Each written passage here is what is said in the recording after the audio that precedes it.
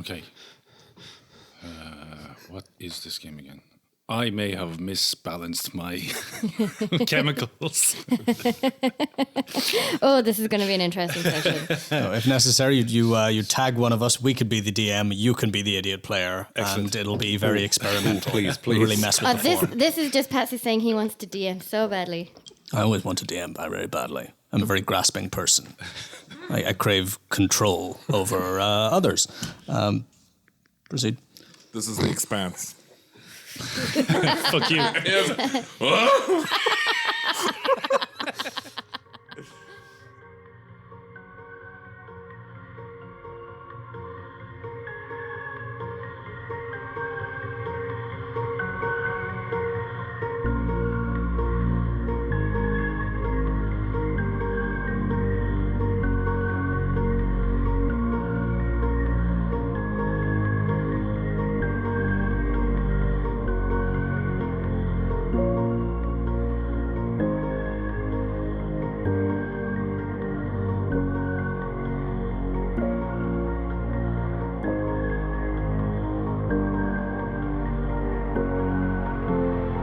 Welcome back to Tales of Podcast. This is Tales of MCell, and my microphone is not in the right place.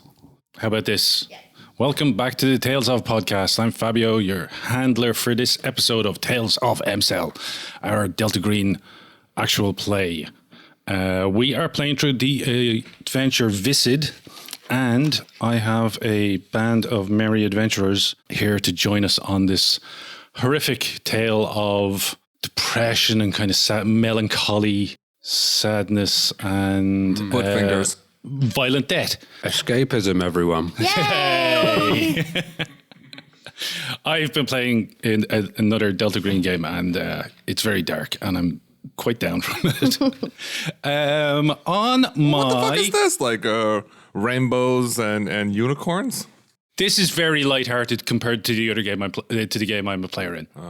Extremely lighthearted. So this come with like a warning? The other one does come with a warning. Oh, okay, yeah. cool. Oh, wow. Who we go to first? Why don't we mix it up a bit? Hello.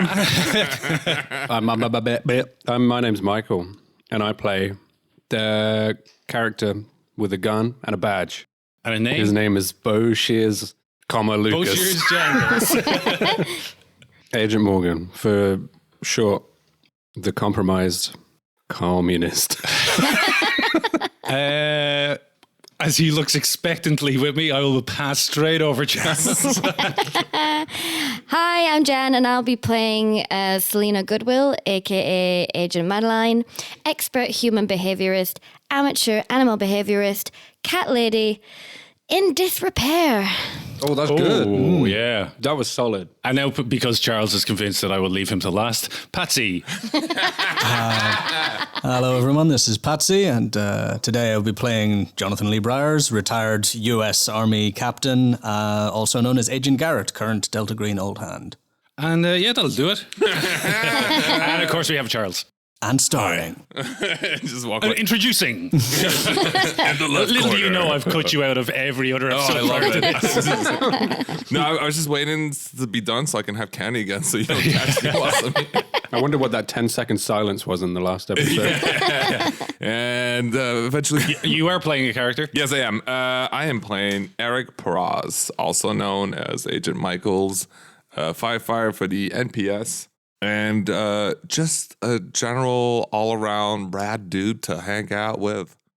At least he thinks so.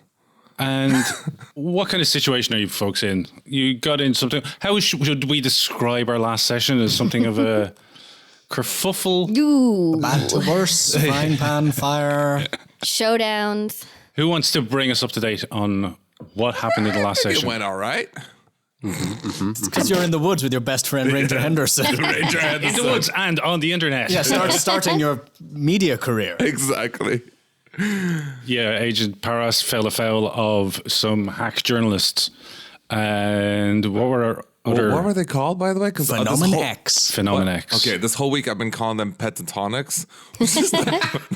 That's an a cappella group. Yeah, that's the a cappella group. And I was like, what the hell are they called again? It's something like pentatonics. Okay. I'm guessing that Phenomenon X are like canon. Because Yes. when you said them last session, Patsy was like, oh no. So I was just wanted to check in on that. Well, since you're talking, Jan, where did we leave Agent Madeline? Agent Madeline, we did the experimentation on the foot. Mm-hmm. On the first go, we discovered that it was indeed vulnerable to UV rays. And me, being a scientist, wanting to figure out if regular light also hurt it, then decided to continue with the experiment and almost had yet another buggy running out into the world. It was pretty funny. It was pretty funny. And then I insisted that we had to go back to the motel because my stolen tome was stashed there and I was not leaving without it, which then led to an unfortunate series of events since Garret announced our arrival to the guys working there and we got the cops called on us. And then we had a very angry standoff in the van, which I eventually gave in and handed over the book to Garret. Garret wanted to relieve you of your prized possession. And my life. I was very restrained. No, I think the life was optional. Oh, he was definitely willing to relieve me of my life. Then Garret called to have it picked up by someone from Delta Green, and unbeknownst to him, Madeline, in the night, stole it from his bag and buried it in a marked spot that she would recognize out in the woods near our location, the Green Box location. Right? It was C-Cell that was coming over to pick it up. It was B-Cell, actually. It was Agent Bernard. Damn it. Any more fond memories on this side of the table? Yeah, let me see. We got a new vehicle because our beautiful spray-painted van was compromised immediately. And also a bunch of weapons from Agent Bernard. He met us, including a flamethrower, which was nice. And my current instructions are to finish out the job, not make any more trouble, and dispose of any and all witnesses. I know that there is at least one of those, so that's my job. Alrighty. What was Bushy's up to? Yes, exactly. I was just hanging around, I think. I don't remember doing anything specific. I feel like you were in the heart of everything that was going on. Yeah, I'm there. Yeah. I exist. I was the driver. Yeah, you were like present in a small van while like all hell was breaking loose and we were all getting tentacled. And somehow I don't think anything bad happened to you in that space. No, I'm the one that was like, I'm gonna turn this light on, but don't you fucking dare turn that UV light off. You know what it's like? It's like when you get to like midway through a cartoon and they're like, "Oh yeah, Jimmy," and you have a flashback of this character in the background that's there on all the shots, and they're like, "Yeah, Jimmy died." You're like, what? Who the fuck is Jimmy? Yeah. I think overall your survival chances are looking better than any of us. Yes, indeed. I mean, wasn't this is the how I case do in the it. last case as well? Yeah, does Boshears even like believe in the supernatural at this point? Well, Like, what's his position Boshears on that? has succeeded every sanity test, I think, and has not really seen. I think maybe the fucking tentacle thing from the foot was the first time he'd actually personally seen anything weird. I mean, That's not true. This That was the case, though, granny. the granny in the last Oh case. yeah, though. yeah, the invisible granny. But that's like He saw a ghost That's once. like baby stories compared to what everyone else has seen, right? and there was also you crawled in the underspace and you heard. Oh, yeah, Yeah, some and I got beast scratched thingy. up by some rats, probably, Yeah. right? Constantly looking the other way. There's a logical explanation for all of this. I've still got like 60 odd sanity, so That's the beauty What of the fuck? You got with a high sanity. Let's hear what the sanity scores are at the moment for everyone. So Boshears is on. So mine, obviously, I lost my character sheet, so it's lower than I think I would place it like 61 or something. It was 60. It's written down as 67, but I know I lost some in the last game. Garret. Currently sitting pretty on 36. My breaking port's 31. Also have 5 points remaining on my one remaining bond, so that's nice. Agent Michaels, what's your saying? 33. Nice. Yeah. And Madeline? 35, and I hit my breaking point last session. That's the second time, right? Yeah, the first time got you obsessed with Hypergeometry. Hypergeometry. So the breaking point came from fighting with the foot. So the it was foot monster. unnatural. foot fetish. Do you have your? I just took a mouthful of tea, man. I mean, that's not the worst. It's not the worst idea in the world. Every time you see feet, you just have to stop and stare. Do you know how often you see feet on a daily basis? Exactly. No. So I was thinking about taking paranoia, specifically when dealing with, it would be to do with like bodies. So like when she's like if she goes to like another morgue or something, that would, I don't know if it works that way. What about opening bags? Oh no, the bodies one's cool. It'd be like Jacques' fear of zombies. You're just scared that everything's a zombie. I mean, this is twice now that she's looked at body parts and they've tried to kill her. Yeah, the paranoia is more debilitating than that. I see. It's when you have an attack of paranoia, you believe that everyone around you is involved in a conspiracy against you. I see. So it does lead to conflict with the rest of the party, which is To be fair, I am always involved fun. in a conspiracy against you, Yeah. so... All right. Let's go Like with that. it leads to fun. I mean, it's not paranoia isn't fun, but in the context of Delta Green, it leads to fun situations. Okay, let's go with that. Cool. Let's go with that. Okay, so now we're going to start with Agent Michaels and his buddy Henderson. They're just fresh from their 15 minutes of fame with Phenomen X, and they are now driving town to town looking for their next lead. So the first thing that happens is, I guess it's getting late in the day. Like it's now probably 8 or 9 p.m. Oh, damn. It's dark. You've been driving all day yourself and Ranger Henderson. I mean, you've almost read him in on Delta Green, but not quite. Not quite, no. Because you needed an ally. I do. And that's exactly what I'm hoping, is he becomes an ally. Yeah. Cool. Yeah, it's about 9 p.m. I think you've probably taken over driving at this point when Henderson says, holy shit, take a look at this. He's been scrolling through like local Brilliant. social media posts. Someone has uploaded a CCTV video from outside of Bubba's Roadhouse in Sultan. Let me write that down. And you can see, like, the comment on is just, what the hell is this thing? And it's quite blurry, but you can see a shape. You can't discern anything from the shape except that, like, there are limbs. But, like, it's so dark and it's such bad quality that, you know, it could be a big bear of some kind, maybe a weird-looking fucking bear. And it's from the back of a convenience store beside, like, a gas station. And in the corner of the frame, you can see this creature go from some shaded area. And there's a truck, and it climbs onto the back of this pickup truck. And you can see that it disappears into the back of the pickup truck. It's no longer visible.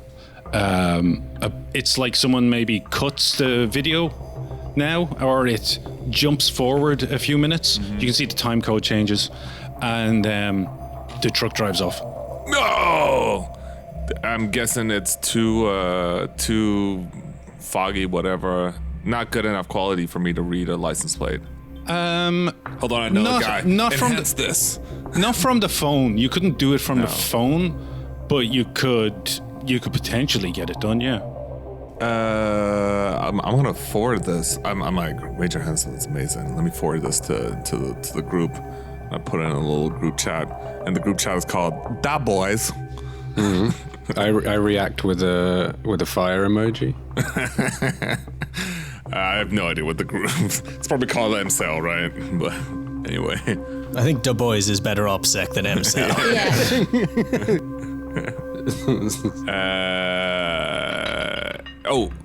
Well, shit. Let's drive there right there. Oh, Henderson just made me think. I gotta call Chief.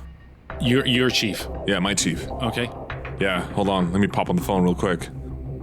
And I dialed Chief. What's the name of my chief? I don't know. You tell me. What's a good, you know? Chief Henderson. Fuck off. Good. Ranger Henderson's dad. Chief Terry Brannigan. Pratchett. Brannigan. Let's go. Brannigan. Brannigan, Chief Brannigan. Chief Brannigan. Okay, yeah, you get his secretary or his assistant first, and then you're forwarded to Brannigan. I mean, it's late at night. He's at home, and he answers gruffly. I'm like, Chief. Who is this? Chief, come on, it's me. It's Perez. Perez? Where the hell have you been, son? Chief, I put in my days. What? I heard some crazy shit with your name attached to it. I know. Did Ranger Jimenez see it yet? Yeah, a lot of people have seen it. No, but Ranger Jimenez, I know he's a fan of the show, so I was like, oh, this is fantastic. This is my chance to get his name on Are you camera. fucking high, son? No, come on. This is my You get yourself back to HQ. I want your fucking ass in front of my desk tomorrow. Chief Brannigan. 9 o'clock. No bullshit. Chief Brannigan, I'm on the other side of... He hangs up. Is he one of your bonds? The whole thing is, so Right, yeah. okay. Wait, let me call him back. Chief, I can change. Take me back. Chief, hold on, Chief. Tell me what you're going to try and... I know exactly what say I'm to gonna do. I've got this. I call him up and I say, Chief, hold on, before we go any further, you gotta talk to Ranger Henderson right here. He'll tell you what's up. And then I just want to watch you play this out. And it's like, I'm not taking care of it. I'm not doing this shit. Do you actually have something you think you can say to him that will... I wanted to play it off as like, here we go. We've got another Ranger Jimenez in our Mixed. what do you call it? Yeah, in our mix, I guess. Who's Ranger Jimenez? He's just one of the boys. He's one of the firefighters. Right, okay. And I'm like, oh, here, here's a show he likes. I'm just gonna do this, and then get his name. So your cover is you were just dicking around. Yes. Wow. Give me a persuade roll. What? Come on. Why are you making me roll on persuade? Because come on. You gotta admit, it sounds more plausible than like... It does not sound in any way plausible. And it doesn't sound like, even if it does sound plausible, it doesn't sound like something that would stop you getting fired. Yeah. Right? It doesn't sound like a good excuse. I spent all week thinking about this. Chief, I wasn't incompetent. I was just being silly. Ain't no law against that. I was just goofing. Just plain silly buggers. It wasn't negligence, it was incompetence. Oh, bollocks. Yeah, that's a failure. I'm like, why did I even bother fucking rolling? Yeah, he wants to see you at 9 a.m. tomorrow. I'm not gonna make it at 9 a.m. course you tomorrow. I can't lose this job. You're definitely losing your job. Yeah, You should have come up with something better than that. I had only 1 week to come up with something.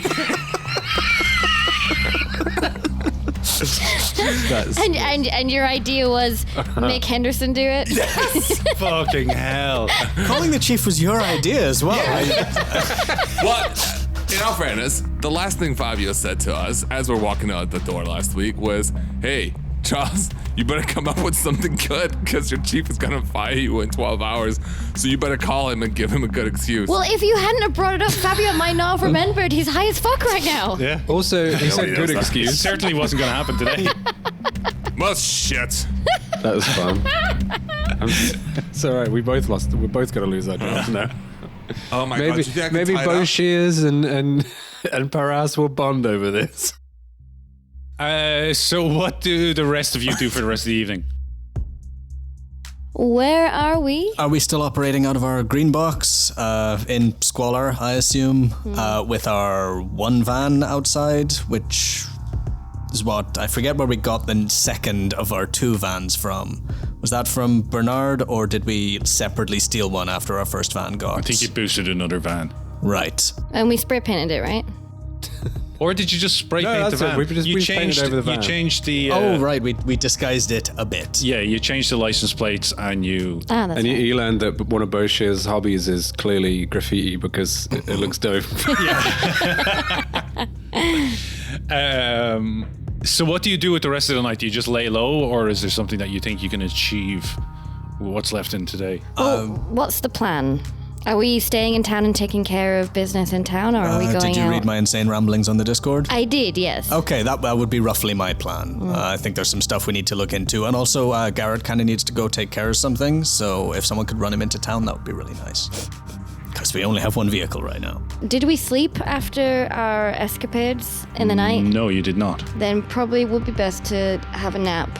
And then it might be worth getting ahead of it and heading to Montana and try and set up something on where we're kind of expecting it to maybe run through in Montana. You want to get to... Yeah, I need to do a little research, like how many hospitals are there nearby? Is there a local paper that might have reported minor traffic accidents that resulted in hospitalization? Yeah, essentially see if I can track down a single person. And what are you going to do when you find them?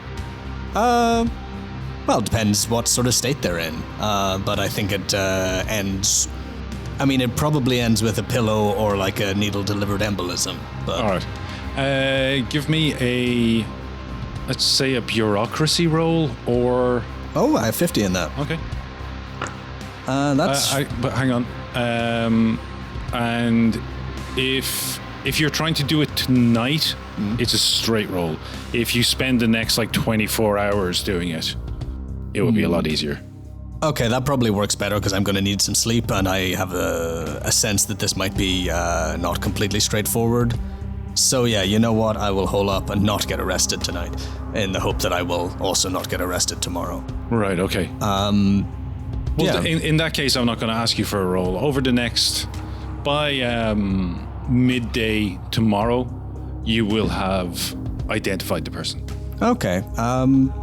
Yeah, meantime, if anyone's talking to me, which that is not guaranteed by any means, I would probably be saying that it's important to get out of town, chase up the last couple of leads, talk about getting ahead of these things, meet up with Michaels. Lawyer. Yeah, so lawyer, pills, other leads. Yeah, also potentially seeding some fake evidence for your whole job-saving cover story. But Okay, so it's time for Michaels to say goodbye to Henderson. All right, Henderson. You know the cool UV lamps that we fashioned today on our way over here? Yeah, what were we doing with those? Apparently, this beast that we're tracking, it's vulnerable to UV light, UVB to be precise. That's some sci-fi shit, man. That is some sci-fi shit. Listen, man. I thank you. But you got to get home to your family, and you heard my chief. He ain't too pleased. But I got two friendlies coming up to pick this up. Okay, what do I tell my boss when he asks where I've been? You tell him you've been hanging out with the best of the best. God. Just two bros hanging out. You know, when we're both unemployed next week, we should hang out. We definitely should. Let's go drop shrooms in the forest together. goodbye, public service pension. Nonsense, man. All right. Okay, it's been something. It's been something. Will I hear from you again? Of course. Okay. All right, be safe, man. Should I leave you at a bus station or something? Because we're in the middle of nowhere and this is my truck. just prop me at the nearest airport. Well, I'm kind of going in the other direction. Whatever, man. Just prop me to the other airport. Tell you what I'll do. There's a bus station over there. I'll leave you there. There's bound to be a bus along sometime. No. There's a bunch of airports here. Just prop me to the There's nearest. no windows on this bus station. How? Anyway, do you have money for the bus? Yeah, don't worry about that. Okay. No, put me on the air. There's 20 airports. They're all small, but whatever. I can get a little road. Okay, yeah. So you could probably hitch a ride on this Why you want to leave me? highway to take you to the airport. You need to drop. It's just I really want to get home. Yeah, sure, but you got to give these lightsabers for these two guys when they're coming over. Keep saying lightsabers, man. Like, all we did was put some neon tubes into a piece of rebar, and I don't think it's going to stand up. In fact, I think they smashed when we put them into the trunk. Why are you doing this to me? Listen, Henderson, you've seen some shit, haven't you? Roll persuade. No! Fuck you! Fuck that shit! Isn't that intimidating, this darn Just Gilligan cut to you at the bus stop with a dissatisfied expression. It's about 8 hours till the next bus. No! Come on. I need to make it to DC tonight. You're not making it there tonight. What are you talking about? So you're gonna meet at the airport. You're meeting at the same airport then, I guess. I guess that we would have met on the other end in Washington. Oh yeah, that makes more sense. Okay, cool. That will happen tomorrow. Or Henderson, you can just drop all the good stuff in a spot that these two can pick up. You could just kill Henderson and take his truck. I'm not gonna kill Henderson. He knows too much. No, but he's an ally. He does kind of know too much to be Yeah, but honest. he's an ally now. Well, he only knows as much as Agent Michaels, which isn't too Oh, much. okay. Scratch that. He doesn't know anything. Gotcha. Listen, the best of the best, okay? And you know what I'm gonna do? Bud. I'm You do that arm thing. Yeah, exactly. From, the pretty you know what pretty I'm gonna walk into Chief Brannigan's office. he does. He drops you at an airport. He wishes you via con Dios. Via con Dios. Yeah, of course. And last thing you see is Henderson driving away in his Boston highway to the danger zone. Exactly. You know what I'm gonna do? I'm gonna get into Chief Brannigan's office tomorrow morning and be like, "You want my badge? Here's my badge, and here's my axe. I don't need this." All right. Okay. Let's jump to you guys. Okay. We're in a green box. We haven't showered in a couple of days. I am trying to trace someone through whatever publicly available hospital records. Yeah. You spend. You get some sleep that night. Madeline leaves for the airport late on the night of October 6th. Yeah. You say anything as you go? Don't fuck it up, boys. Well, now we gotta fuck it up. Yeah, what do we look like to you, amateurs? And we're both dressed exactly like the two guys in Pulp Fiction after they lose their clothes. Madeline hobbles with her. I'm sure she's just developed a limp out of sympathy for herself. She's broken arm, but she's developed a limp. Yeah, just because she feels so sorry for herself, she's It just kind of limping. works that way when you're asymmetrical. It's some muscles tense up. Oh, maybe one of her kitten heels is broken. Yeah. So she's got one shoe that doesn't have the same height heel. We see her down the street getting into a taxi headed for the airport. You guys get some sleep. The next morning, Garret spends some time calling some old law enforcement contacts, trying to look into. It was the person who was in the car crash outside the medical examiners, right? That's right, and I guess I'm pretending to chase something up for an interested family member or something like that. Just be like, And your bureaucracy was 50. yeah, Mine is 60, if that helps. could be useful. Between the two of you, by midday on Saturday, October 7th, you have found the name of the person and the hospital they are being kept in. Have you asked what it is I'm trying to do, or are you just being helpful? I think the less I know, the better. Fantastic. That's how We I are of survived one this far. mind. I like you, Morgan.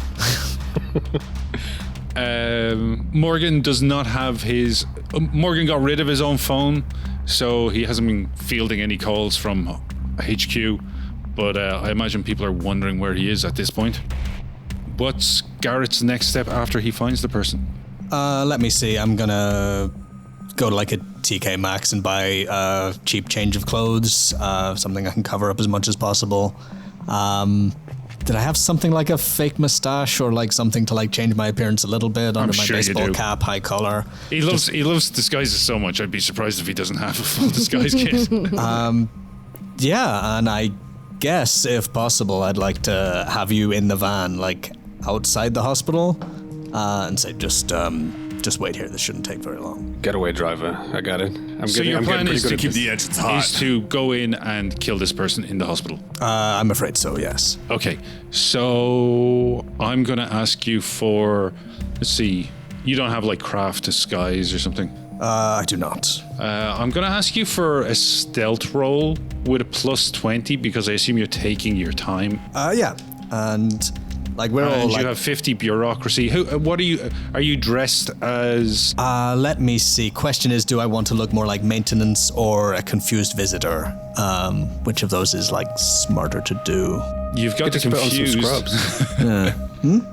Can't you just put on some scrubs and pretend to be a nurse or a doctor or I something? don't think I look like one of those. I'm a very large, very scarred man. You'd certainly you be a could- janitor. Yeah, I Yeah. think that are what do they call it? The people who like move all the stuff around the hospital. An orderly? An orderly, yeah. Oh yeah. Orderlies you could be an need to be orderly. big and buff. Yeah, if I can get hold of something like nondescript and non-doctorly that would match what people I might think wear. you could swing by the hospital and easily buy the appropriate things in whatever's the closest Sure. Yeah, in that case, I'm dressed as like a hospital custodian. workwear shop. Yeah. And I just sort of come in through the ambulance entrance. And yeah, should I roll stealth? Yeah. Give me a stealth with a +20 because who's going to question this? No, indeed. Come on. And that's an 80. That's an 80, though. That's a fail. Even with the +20. Even with the plus, I've only got 21 in stealth. I got to do this fast, I guess. Yeah. I mean, so you were pretending to like mop the floor outside this patient's room, and when you think the coast is clear, you set the mop against the wall, slip in the door, and you just. How were you going to kill them?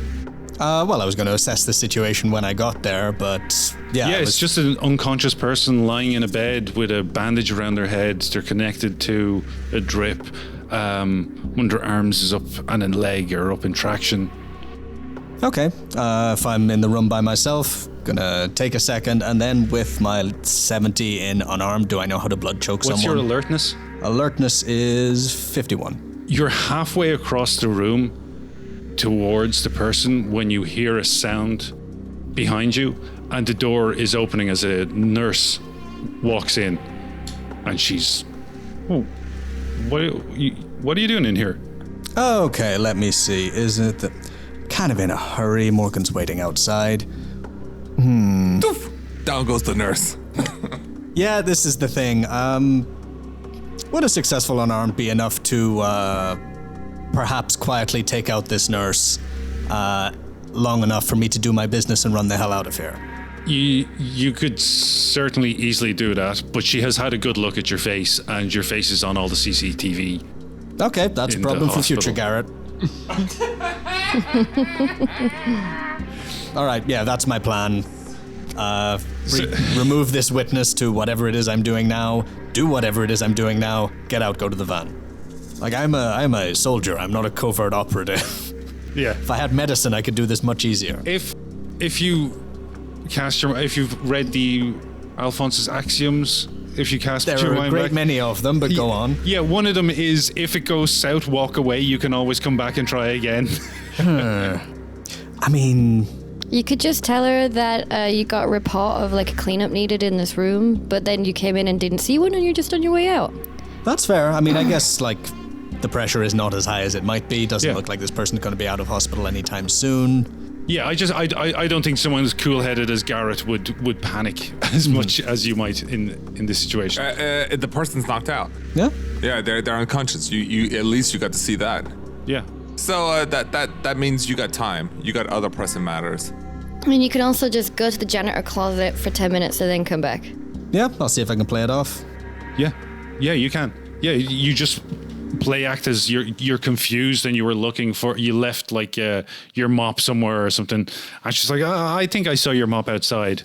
And yeah, you go back to mopping, and the nurse leaves, and you feel like you have a chance again. And yeah, on your second turn, you feel like you are alone with this person, and they are unconscious. Okay, I try not to, like, look around the room and gain any, like, tragic details about their life, love, happiness, etc. Their chart is hanging on the end of the bed. I don't look at it. No, you should. The chart is good. You can find out, what's up with him at a I glance. don't know anything about medicine. I'm going to cut off the blood to this person's brain and then leave, and then have a wonderful rest of my life. Like, I mean, you're immune to violence, right? Adapted I'm to not, violence. actually. Wait, okay. no, definitely look at the chart. It might just say he's concussed for good. What, just permanently concussed? He's in a vegetative state and never to wake up. That would be a freebie. And we all know our illustrious handler is always nice to us. Check the chart. Always nice to us, even despite all of your fucking shenanigans. Especially because of my shenanigans. Check the chart. Okay. You might say he's allergic to peanuts. Give me a SAN roll. Okay. As you hold I guess you're holding the... Oh, that is a success. That's a 9. Oh, you got lucky. Lose 1 point of SAN. Okay. As you murder this person in cold blood. The machine goes beep, and you unplug it before there's any further alarm. Yeah, I hyperventilate for a second and then power walk as calmly as I can out of the hospital. Yeah, you manage it. I mean, they weren't expecting that. I bet they weren't. You're lucky you passed that. It's a D10 SAN loss for murdering an innocent person. That wouldn't have been good. You meet back up with Morgan, and Morgan, what's your next step? You've tied up one loose end. Pity you didn't read that medical chart. What did it Roads say? not taken. What did it say? It said that they were suffering from amnesia.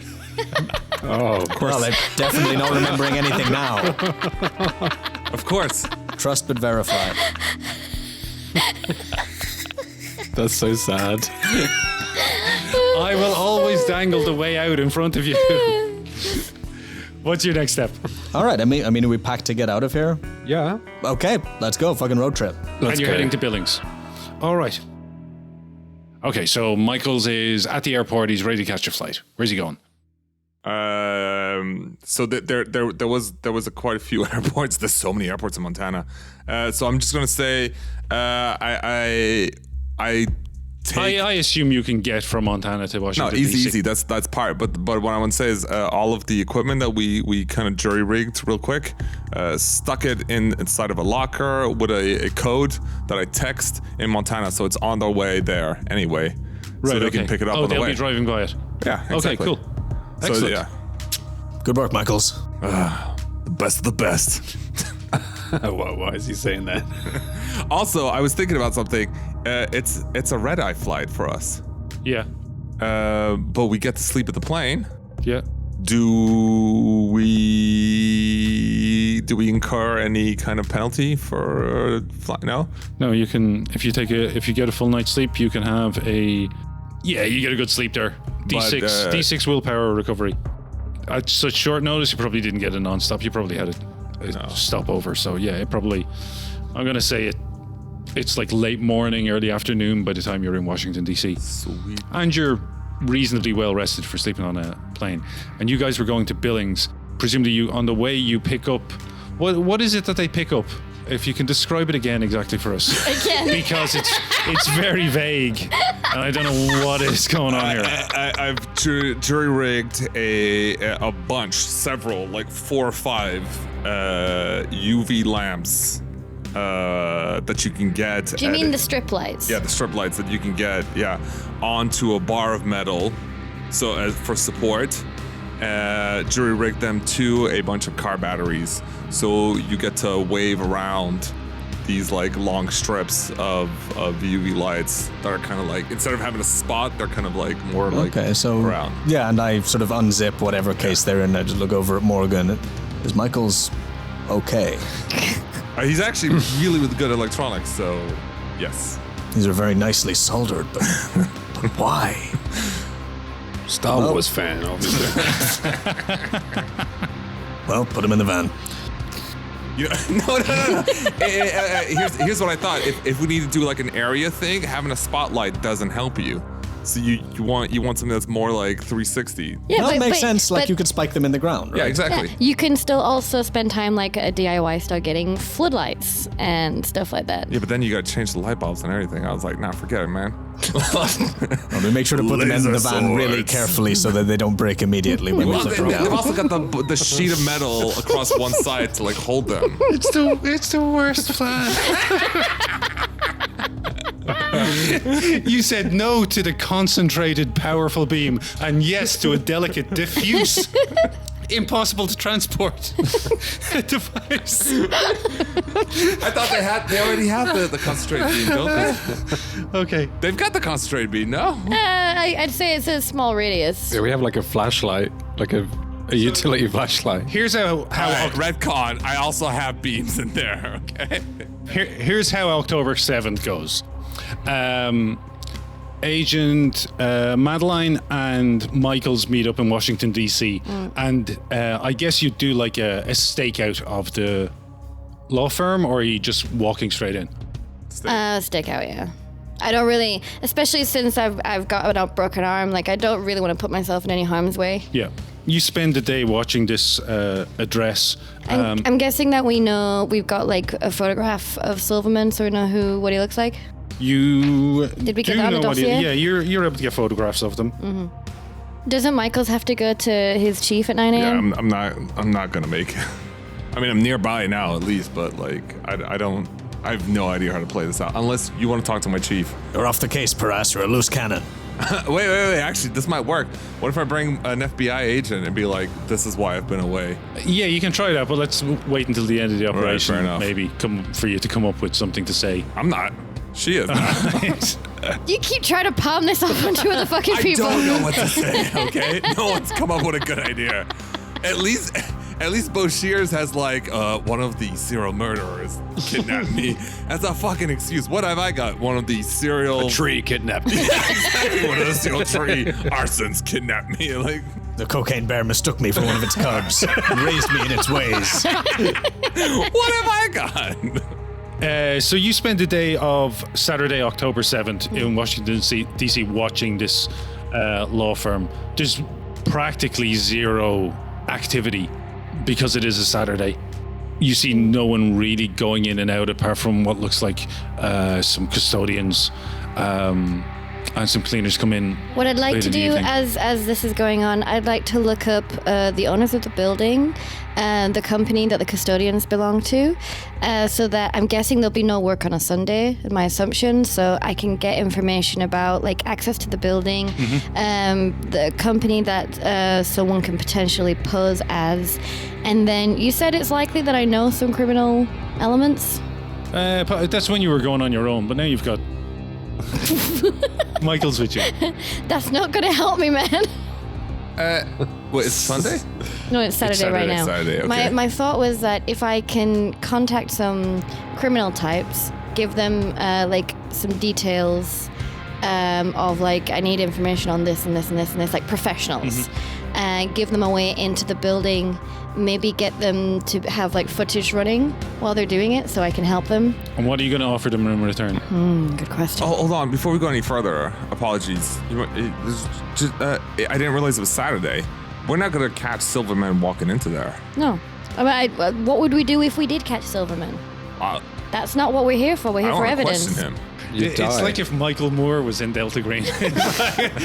Are you a member of a cult?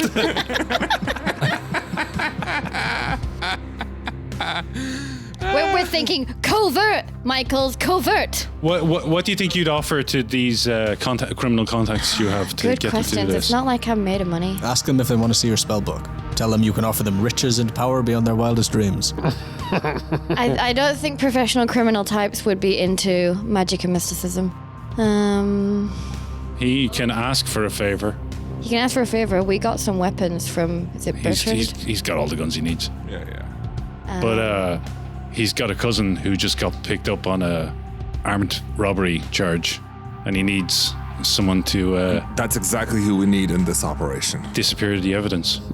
Can we work with your brother instead? Yeah, I think at this point she doesn't really have much else to offer, so she would try and do that. Okay, can you make a note that you're going to you're going to cover up a felony for a criminal, and we will come up with the details on that another time. But this guy is going to do the break-in for you. He's going to go in, he's going to pull out files from Silverman's office. He's just going to grab all of them. All of them, great. Yeah, because, do you have anything, can you describe to him what to find? Yeah, he probably doesn't want to spend time looking at the documents to figure out whether they're worth it or not. But But we want to make. I mean, if he's literally just going to take everything from his office, then yeah, okay. Yeah, he's gonna turn the place over. He tells you he'll do a real good job. And you are heading to Billings. Yeah, we're having a road trip, I guess. What does Agent Garret choose? Well, I give you the phone to control it's probably the aux radio. cord. Yeah. He puts on gangster rap from the mid '90s. He says yeah. it's good. It's good on the job music. So it's probably late in the evening by the time you manage to get on the road because it took you a while to murder that person. So it's gonna be if you drive through the night, you can get there on Sunday. All right. Are we? Will it take them all of Saturday to drive there? It's like 12 hours, right? He spent most of Saturday finding and killing this person, the witness. Yeah. And if there's any point, finding and murdering. Tracking down him, stalking and murdering the innocent person. It's pretty absolutely, cool. It's like our cover-up is becoming less and less of a lie as we hang out. Like if there's a point where we're like both awake, I'm like, hey Morgan, like if you were being held prisoner by a serial killer, would they have had to like rough you up a little bit? Would you be like resisting? Is this around the point where you would have like made a break for it? We need like, if you're gonna have injuries, they're gonna need to be the right age, you know. A couple of black guys would do it, I think, and then maybe you rough me up a little, break a couple of ribs, I think. Yeah, I mean, I don't want to reduce your effectiveness, to be honest. I like to think your captor isn't quite as proficient at that sort of thing. He's more as like me. a Joker type character. He's very real get inside your head type of guy. Exactly. But no, you guys could have driven all night. That would explain why our conversation has gone to this. Shit got weird around 3 a.m. Because if one of the beasts has gone into a car, I mean, they might actually be at Yuli's tonight. Sorry, you're suggesting they can drive? That's what the video looked like, right? The video looked like it hid inside of the van. Oh. It hid in the back of a pickup truck. I misread that. I thought that I was thinking that the beast somehow assimilated a truck. I mean, it could. And became a transformer. Oh no, another part. It could it drive? If they're as smart as to do that, I think we're all already dead. I think we've got to hope that they're not that smart. I mean, it's already pretty smart to hide in a pickup truck until someone starts driving. Yeah, but we've really got to hope that it's dumb enough to like still approach the place it's approaching and not notice a bunch of people saying, "Shh, be very quiet, don't turn the scary lights on." Also, how did it know that the pickup truck was going in the right direction? Yeah. So they can tell the future as well. Or it just watched the pickup truck arrive. Is this what we're talking about at 4 a.m. when we should both be sleeping? Yeah, I think so. What did anyone do with the information about the pickup truck? I sent it to these guys. I tried to find the number plate. So you tracked the license plate down to an owner by the name of Gary James of Spokane. Where is that on the map? And it's further towards Billings. And you know that it was... We could pull up next to the pickup truck and hope for the monster to hitch a ride with us. Oh, brilliant! Yeah, just lure it into the back of our van. So you find out that free we're going biomass. The pickup truck was registered to a Gary James of Spokane, and it's registered as a commercial vehicle. His business, it's a landscaping business. Oh, that guy's dead. That guy's so dead. Well, no, he can't be dead if he's got a business. No, the morning comes and he opens the back of his pickup truck and just... But you get into... You get to the address, the old Uli address, which is 19099 Pulaski Street, Billings, Montana. It's getting dark. By this stage, it's late on a Sunday at this point. And the house looks dark. There are no curtains drawn. There's no car in the driveway. The neighbors' houses, it's not attached. Like there are neighbors on either side, but there's a reasonably large garden. The neighbors are maybe like 20 meters away on either side. Are we doing this? Right, so unoccupied at present looks likely? Dark. Okay. Thoughts as we hunker in the back of our murder van. We have a dark house. Far as we know, our targets are coming here. Mm-hmm. On the other hand, there's a lot of witnesses on this street. I don't know if this is the best place to set a trap, because for some quite large things are going to be coming here, and not quietly. No, but you can look up Spokane to see if anything happened yesterday. I think it's Spokane, by the way. The natives call it Spokane, actually, but... Spokane. So what? A bit of B&E. We get in there and we home alone this motherfucker. This is what I was thinking before. Is it possible to do something to get the whole street out? Like there's a gas leak or something like that? Yeah, what's the best way to do that doesn't involve a whole bunch of people with more authority than us showing up? There is no way to. Yeah. No, to get something cleared, you need authority. No, but you got the flamethrower. That's authority, that's right. Nothing speaks about authority more than a flamethrower. So you find the house to be empty. Yeah. It doesn't take you long to break in. Give me a stealth roll with a plus 20. Both of us? Just whoever's doing the breaking in. Yeah, So that's a criminology. Oh, it's stealth, right? Yeah. What's my stealth? What's your stealth? 21. Okay, I hope my stealth is better than 21. My stealth is 10. You should do this. All right. What's the car, Morgan? all I'm good for That's these 42. days. That's a fail. Okay. Oh, that was so close as well, because it was a plus 20. Yeah. So Wait, you do you have like a ghillie suit in your disguise kit? I don't think so, no. You get into the house. You find it empty. There's not even any furniture here. Looks like no one's lived here for a while.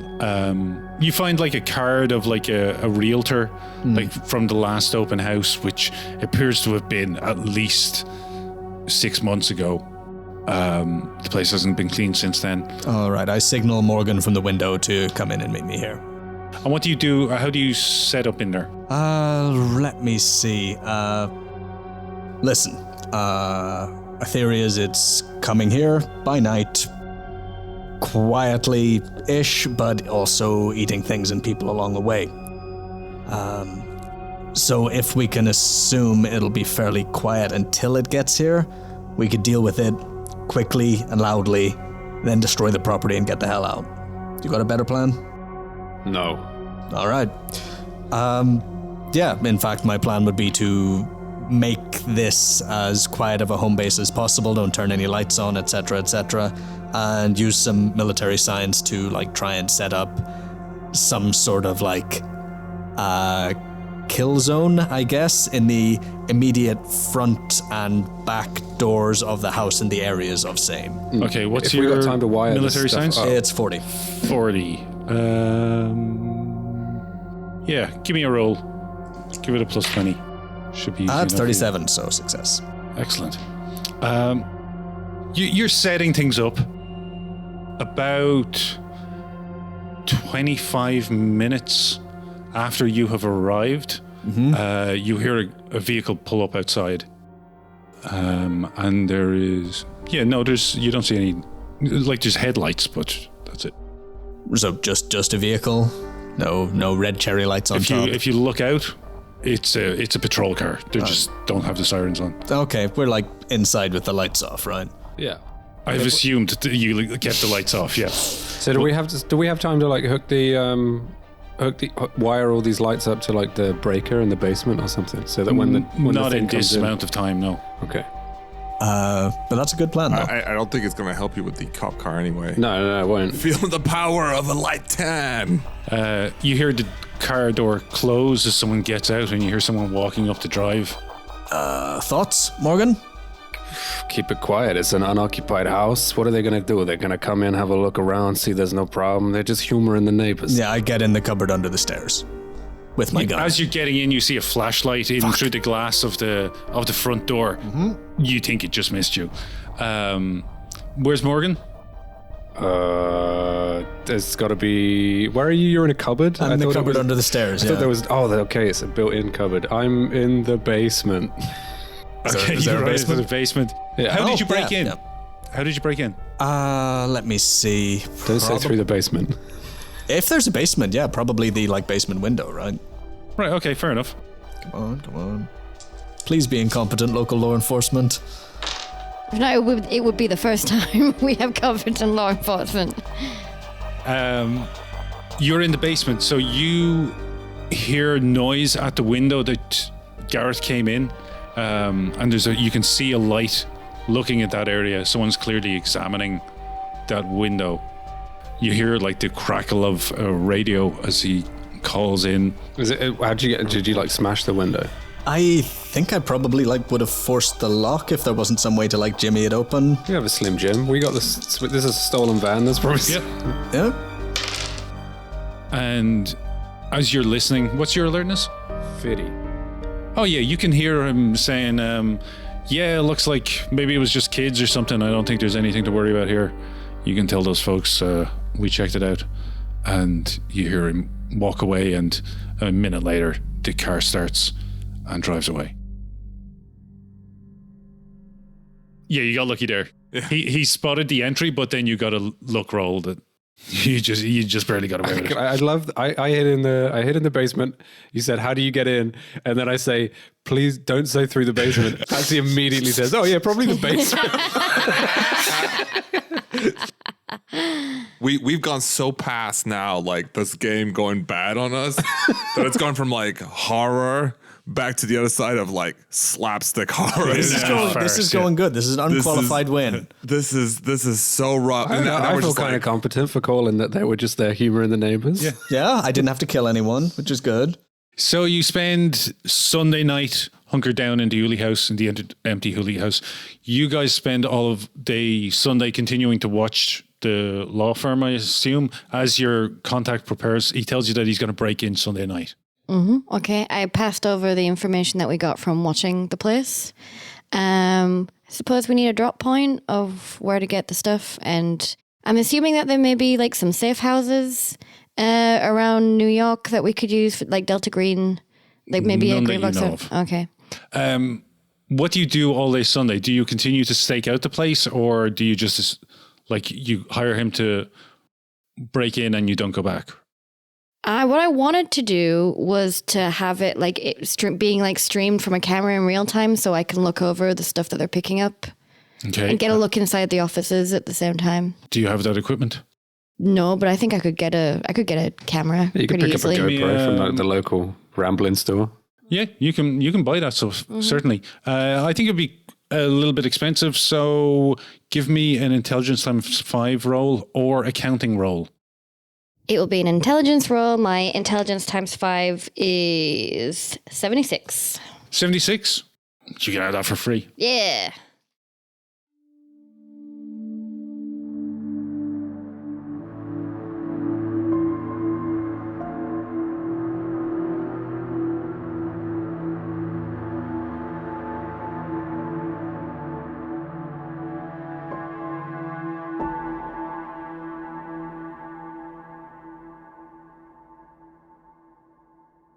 Okay, so where are you when the break-in is actually happening on Sunday night? I think that I'm nearby. I don't think I'm directly outside the building. I want to be watching and recording a feed in case it just gives me any other information for later. Is there a motel nearby? Yeah. Yeah, great. So we're probably at a motel a block away. Cool, okay. So it kind of goes off without a hitch. There doesn't seem to be a major security features on this office. Your contact, what was his name? Don. Don Salami, no. Come here. That's the name of his pizza place that he owns. Yeah. He runs his crime syndicate out of Don Salami. It's a fucking front bit. That's so good. His name is... Okay, so Don Salami. That was the worst improv name ever. No, it's so good. I love it. Hey, don't worry. Yeah, I break in there real good. Just for you. Yeah, the breaking goes off without a hitch. You watch the video feed. I mean, you probably have to pay him an awful lot extra for him to wear this. He feels like a rat. Don Salami ain't no rat. Nobody dresses up the salami. All of the other mobsters are just embarrassed to be seen with him. Wait, what's the name of the cousin that Johnny Fingers. Johnny Fingers salami? Yeah. that needs. No, he's Johnny Fingers mozzarella. No, he's Johnny Pastrami. Yeah. His cousin. Don Salami comes He's to the half sit Jewish. down of all Johnny the different Pastrami. clans. Don that, like, Salami. This is so good. Yeah, he's my half Jewish cousin. Yeah. Don Pastrami. And you watch the live feed as he breaks into this empty office. It's really well put. It's quite well furnished. There's a lobby with 3 desks, and each of those desks is outside one door, which leads off from the room in this from this lobby room. And you can see that he goes to each door, and eventually he finds one with the names Silverman. He makes his way in, and yeah, he goes through everything. He pulls files.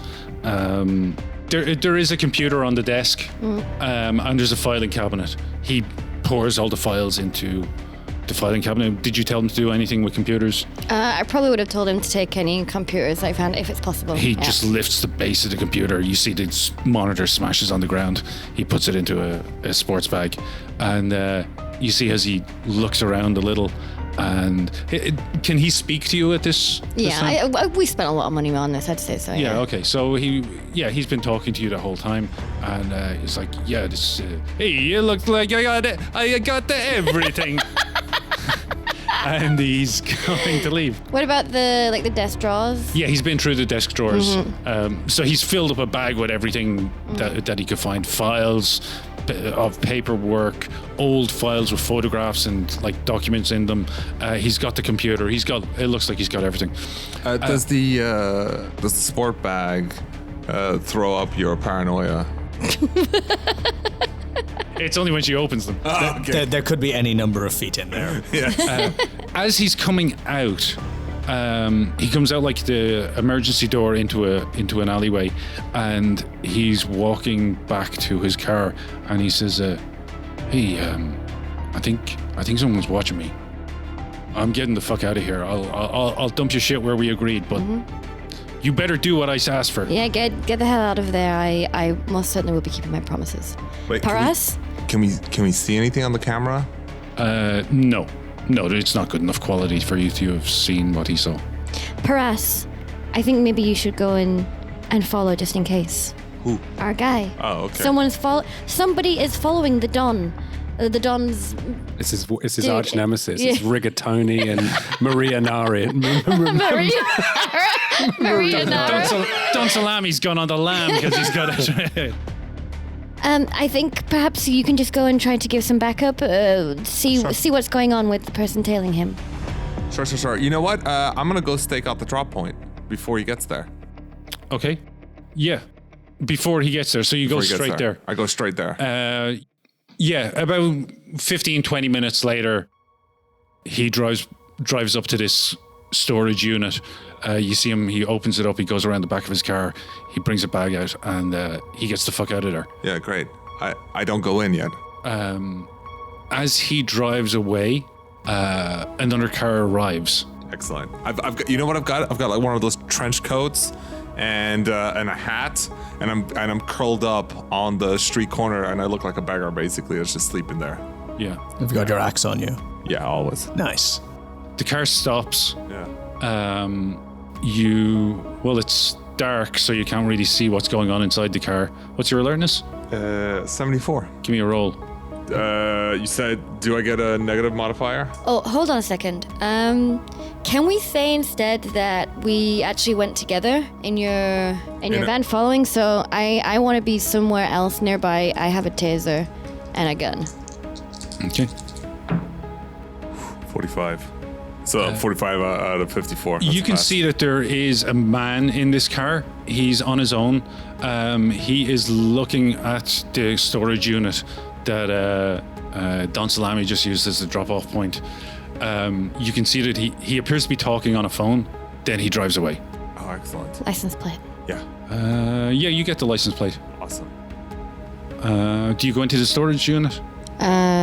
Did he put the bag in the storage unit? He did whatever you told him to do. Okay, then yeah. Cool. Okay. So in there you find, you find a bag full of files and a computer. There's a lot of information here. It's going to take you some time to work your way through it. Mm-hmm. Where are you going to do that? Well, this is what I was saying before. I was thinking we need to get like a safe house or something, like where we can take it and go over it. Like, So you find a motel, maybe? if you consider that a safe house, sure. Another motel. not the one that's a block away from the heist we just pulled. Cool. Okay, you guys find a motel to hide out in and sift through all of this information. Are you helping sift through the info? Yes. I don't know how much help I'll be because my bureaucracy is... Well, so long if you spend a couple of days at it, you can help. My days. bureaucracy is 50. Okay, cool. Yeah. It's probably it's gonna, like, this was Sunday night. It's gonna take you all day Monday to work your way through it. While we're doing this, is it cool that I keep checking up local news reports in the area, just trying to follow things as they go? In this area or the area you came from? The area I came from. Also, we've got another 2 bogeys that have been slowly heading across. Yeah, you know what to spot now, having looked out for these different stories. So one thing that you notice is that the stories about Monroe High School, the story of the attack on the ranger station, they're no longer available to be found. Oh, they're slowly being stripped off. You see, there's a story from Rock Creek where the sheriff has been exposed as the leader of some militia he had declared a state of emergency in the county and tried to enact martial law. Fantastic. And he's been locked up, and there's like all these kinds of stories coming out about him. What about the Phenomena X video? Is that off the internet?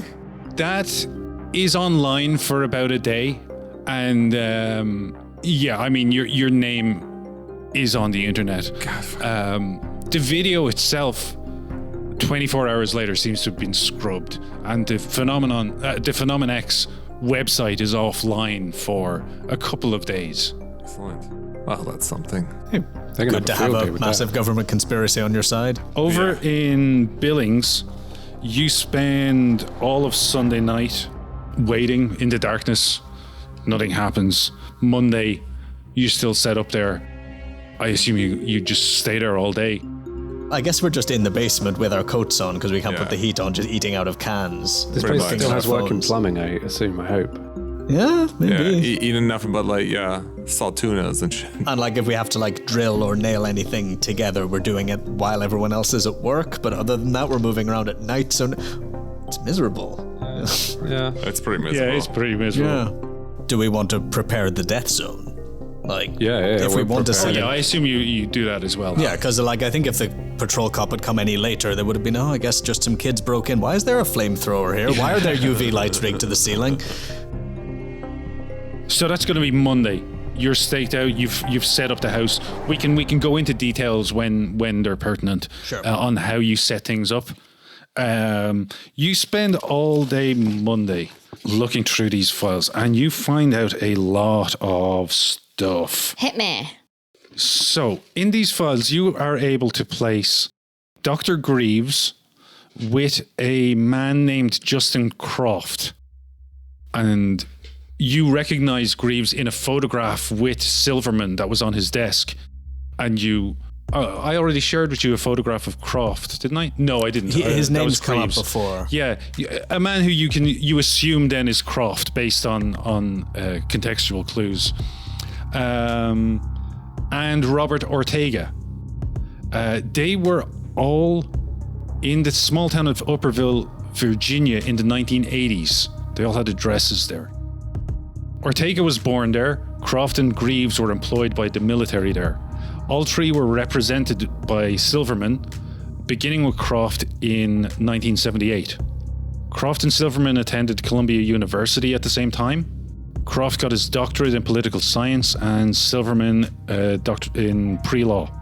The photograph that was found in Silverman's office, it was taken in front of a large corporate headquarters with a sign that reads March Technologies. Looking into March Technologies, you find what looks like it's quite a shallow corporate website. It doesn't give a whole lot of details, but it does identify March Technologies as a technology contractor for the US government. It seems mainly to deal in computers and flight navigation. Its directors are all retired generals and admirals, and executives from aerospace and tech firms. None of them have public profiles. You also find Croft's social security number, and given a few hours, you're able to track that down too. Learn some things about Croft. His family was Washington D.C. elite. His father, Michael Croft, was ambassador to Indonesia from 63 to 67.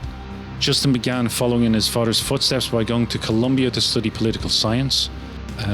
For an unremarkable student, he had an incredible presence. Going through Columbia's records placed him in a fraternity as chapter president, a leader of various charities and functions, and a favorite of his classmates. But his past then becomes murky in the late 70s. And in the 90s, it looks like he was director of some high-earning small defense contract companies in Maryland. Two vague documents indicate he has worked at the Department of Defense in the 80s. And now if you stick at this, you feel like there's more to learn, but you're going to have to spend the entire day doing it. You're okay with that? I pretty much expected that's what I would do. Cool. But if Paras wants to do something else, maybe you want to... Is this stuff that we're learning from the documents? You're learning this from documents, looking up social security numbers. You're employing all of your resources. My point is, though, this is from the documents, though, not from the computer. This is from a combination of both. Okay. Yeah. Can you find out if they've reported the break-in? How do you want to do that? FBI? Local news, even. You see no signs of reports of a break-in. If you contact a local office, I guess you can bullshit your way to ask. And no, there's been no break-in reported of a law office over the weekend. Continued research into Croft reveals that there was a trust in his name, which was left to one Angela Whittier, a resident of Upperville, Virginia in 1990. You also find records for some large property purchases, which were done through the law firm. In 1989, he bought 27 lots of land, parking lots, a mall, various real estate holdings. He placed these all in the trust that was left to Angela Whittier. The records are incomplete, but one of these lots is described with a precise location. It's a storage facility in Jordan Springs, Virginia. If you share this information, do you share this information with the others? Because they're just sitting around all day. Yeah, I'm sharing it in real time as I'm going through and finding stuff. So you can look into Croft through the DoD, but I'll need a bureaucracy roll. All right, that sounds worth doing. That name makes me prick my ears up. That's a fail. That's a 58. My Croft sense has been activated, but you get the sense murkiness, dangerous to look into.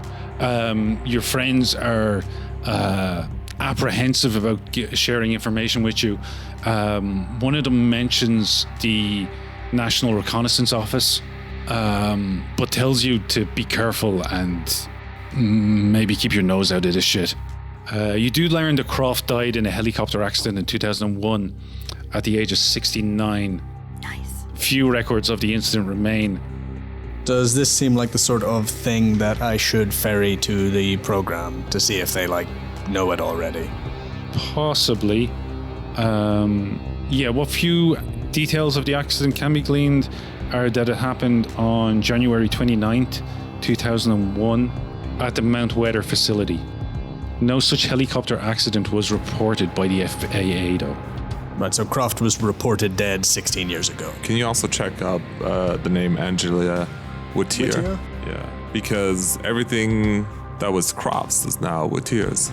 If Croft is even dead. Give me another bureaucracy roll for that because you've failed the last one. I won't make that roll over. No, it's even worse than 75. But this one, your FBI colleague can help with. Hey, Morgan. That's a pause. You are able to track down an Angela Whittier. She lived in Upperville, Virginia, not far from the Mount Weather facility. She worked in the Blackthorn Inn and restaurant in the late 70s and early 80s. She had one child, a boy born Robert Justin Whittier on 1st of June 1990. Marcus Silverman and Green conveyed to her the Croft Trust within a month of his birth. She left Blackthorn to settle down and take care of the boy. In 92, she married Julio Ortega, a metallurgist at Grumman Aerospace. They lived quietly in Upperville. She became ill and died in 2004 of leukemia. She left her son in the legal care of Ortega. Julio Ortega died in 2010. So I think the you've trail, learned, yeah. The trail ends with the boy, who owns everything now. Yeah. All right, he's the guy who owns Potentia Holdings and is the only employee, right? Yes. Fine. Then can we find Justin Ortega? Roll again for another failure. Robert Justin Ortega. Yeah, it would take some more time to find out more than you already know. Yeah, remember you got the dossier on Ortega? Talked about how people said he was a genius, even though there's no evidence of that. He's like an engineering guy. And yeah, there was someone spoke to one of his professors who was surprised by his level of success because he was mediocre at best. Where is he, in D.C.? He lives in a luxury penthouse in Washington D.C. He owns another in Manhattan. Let's go and have a look at Ortega. Really? I think he's just someone who's inherited all of this wealth and success and is maybe just like a frontman / patsy. Could be. I mean, he's got so much money and so much assets. He probably just paid his way through school. I mean, yeah, and he's also inherited all this black tech technology that he's... I don't think he's going to be able to tell us anything about Project Bounce or what happened in the 70s or the 80s. We could use the axe. No, but you're missing the point that he's an idiot. Does he even know any of this? Does he just think he's rich and... You think he's just an idiot? I think he's just a fool he's just guy. an idiot, yeah. Yeah, because it's sort of the previous generation of Greaves and but who- Croft, okay, both of who all are of this- dead. I'm with And you. Silverman is the only person who was involved with that who's still alive, and we don't know where Silverman is. all of this very intelligently covered up stuff points straight to this guy who, for all records, all intents and purposes, is a fucking clueless idiot. Like, he's definitely a fool guy. All right. Point. So that took all of Monday. About 11 p.m., one of you is checking the news and you see a report of a gun attack in the Swedish Medical Center in Seattle. Oh, no. That's okay. Evelyn Wells has been murdered. Apparently, apparently- Belton's goons were not worth their salt. Apparently another man at the scene was killed. He had security with her, bodyguards. One of them was killed, but the others did not get a look at the shooter. It is the morning of Tuesday, October 10. Right. Are you still looking more into Ortega, or are you following any of those leads? Is there nothing in there about Project Bounce? No. I can't help but feel that we're not going to get answers unless we ask one of these people directly, and I'm guessing that they don't want to talk to us. More importantly, if we do approach them, there's a good chance that we also disappear. I mean, there's only just an Ortega left. Well, And remind me, Silverman. do we need to know any more to cover Nah. up this? Like, our job is just to cover this up. And so is theirs at the moment. But Can we not just leave them to it and fucking kill these blue things? I mean, our job is to cover it up, sure, but my other thought is also, doesn't Delta Green want to know about how this is being caused by another government secret agency? We have a lot of names, and it sounds like they already kind of know more about this than we do from the conversation you had. Perhaps we should run this up then. Yeah, like I think all of the information that you've got should probably be funneled upstairs just for like due diligence. So what's the pertinent info that you got? That Croft and Greaves probably have military records because they both worked for the U.S. military, you said? Yeah, and Garrett looked into And that. there's a storage space in Virginia. Yeah, but that's in Ortega's name anyway. But there may be records in there. Yeah, there may be. Like if I can't, my hope was to get like more details about what is ARD-15 and what was Project Bounce and stuff like that. None of that was in Silverman's office. That's what I'm looking for. It feels like the best lead for us now is the storage space in Virginia. Well, so this is what all that's left for you guys to do then is just report all this shit back to Delta Green, back to Agent Mason, and then come and meet us, I guess. Yeah. Because what else can we do about the pills? Like, we have all of the names, and the only scientist among them that we know of is the first casualty of this whole thing. So Yeah, we don't even have we his just foot keep anymore. them, stick them in a green box, report it to Delta Green. They take care of it, and we learn anything that we can from what they already know, if they know anything. What about that license plate? We forgot to run up that license plate that I picked up. It throws up a number of a license for a private detective.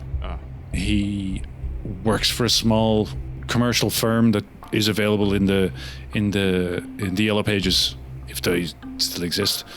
You don't find anything to connect him to anything significant. Okay. You feel like he was just hired to watch the place. I mean, if you contact him and ask him, that's probably what he'll tell you. No, it's fine. I would like to suggest that we go to the storage space in Virginia. Okay. I mean, that's super quick. That's You're going an hour, to storage maybe. space on Tuesday. So you drive out there during the day, just like a drive-by, sort of have a look around. Yeah, scope it out. So Jordan Springs storage in Virginia.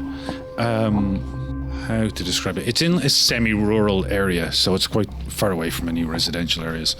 And from a distance, you can see just row after row in this large enclosed area. It's on flat ground. There's very well mowed lawns within this compound, and it's surrounded by quite a high fence with razor wire. There are video cameras like dotted around the place. There's row after row of like immaculately white storage units. There's like a road that winds around this compound and the units are all along the road. You can see driving around. There's like a white SUV, a large white SUV. It has. How are you watching the place?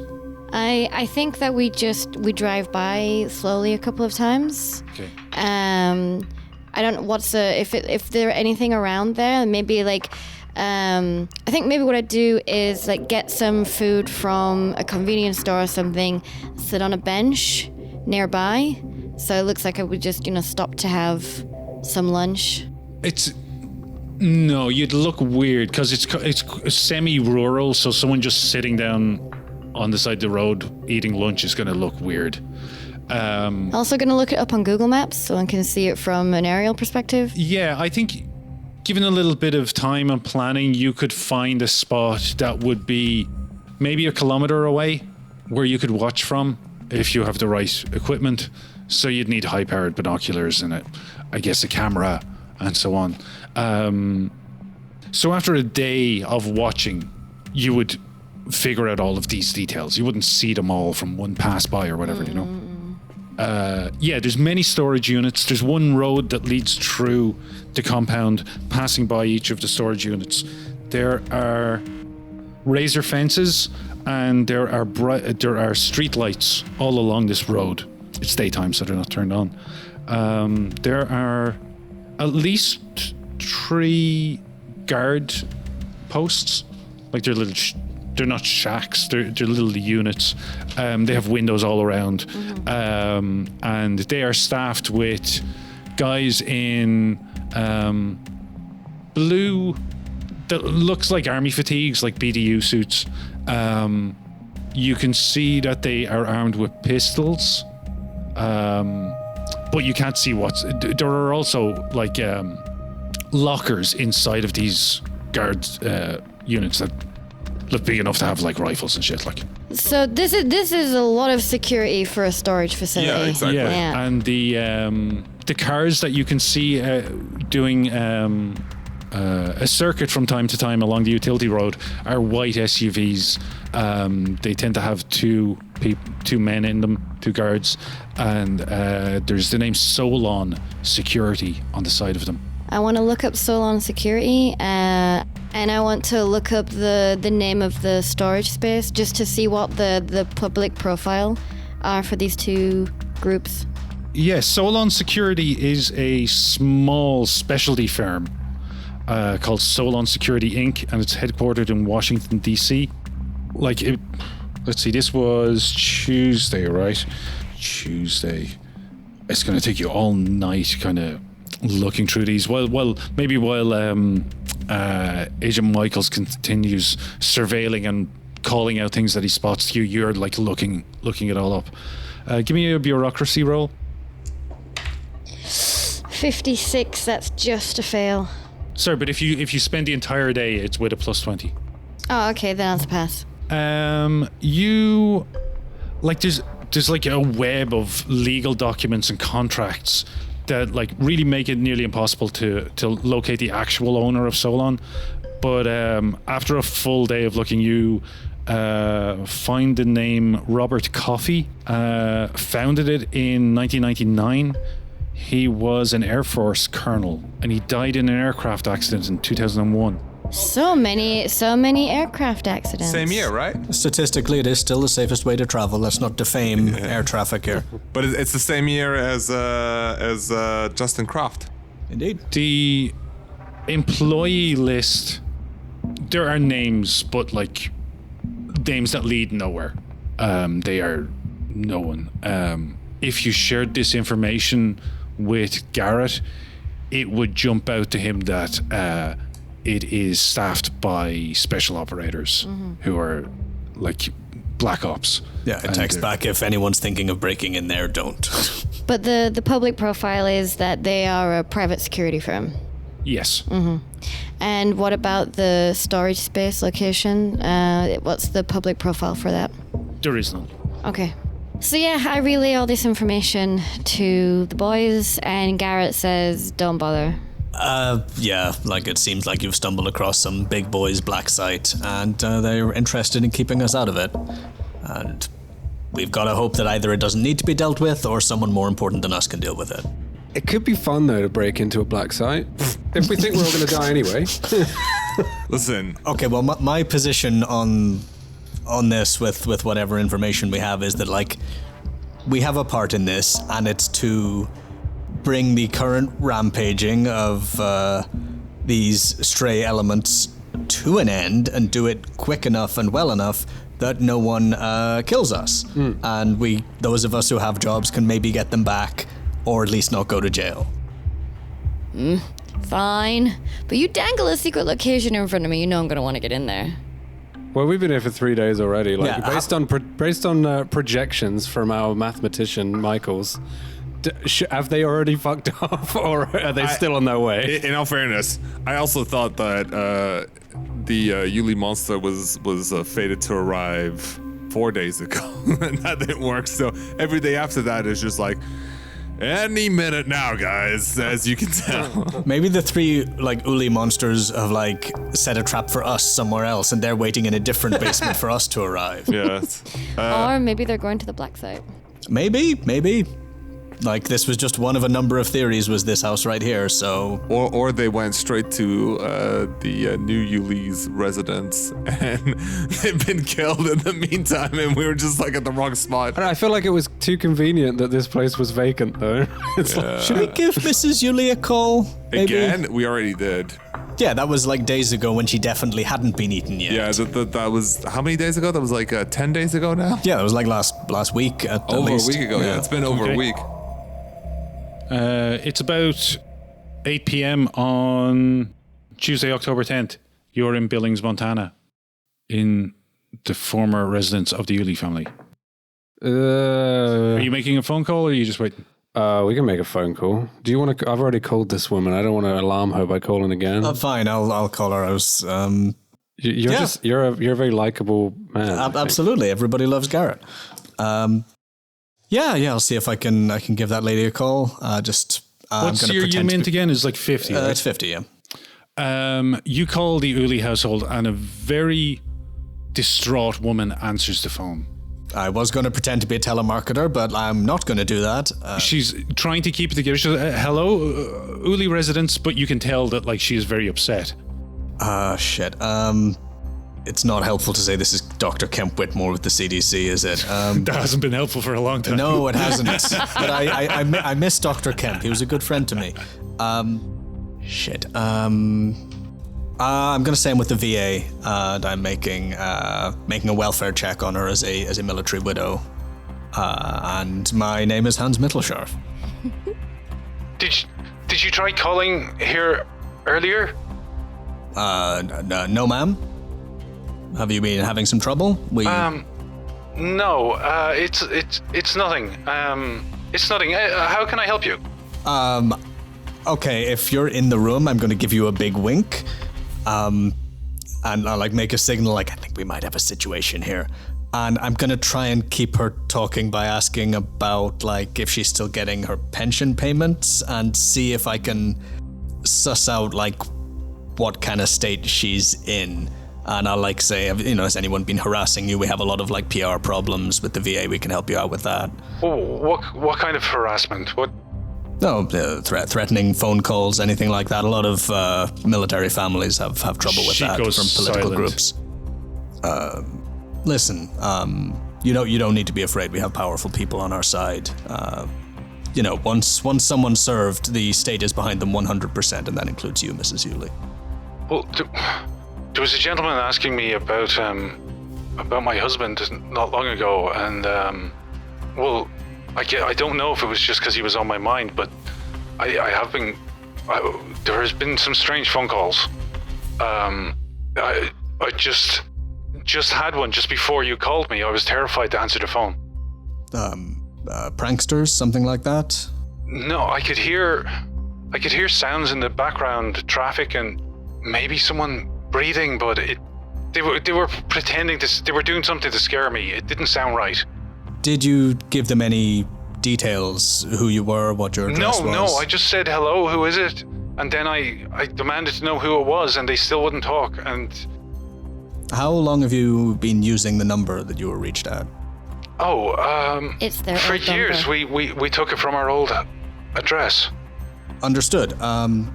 Listen, can you just hold for a second? 1 second. What's Morgan's alertness? Yeah, if you notice anything, it's over the very large gestures I'm making. 50. Roll it. Pass. 12. There's something or someone trying to get in through the back door. You can hear it rattling in the frame. I tap. I assume you haven't It only heard rattles for a moment until you hear a cracking of wood and smashing of glass. Something is in the house.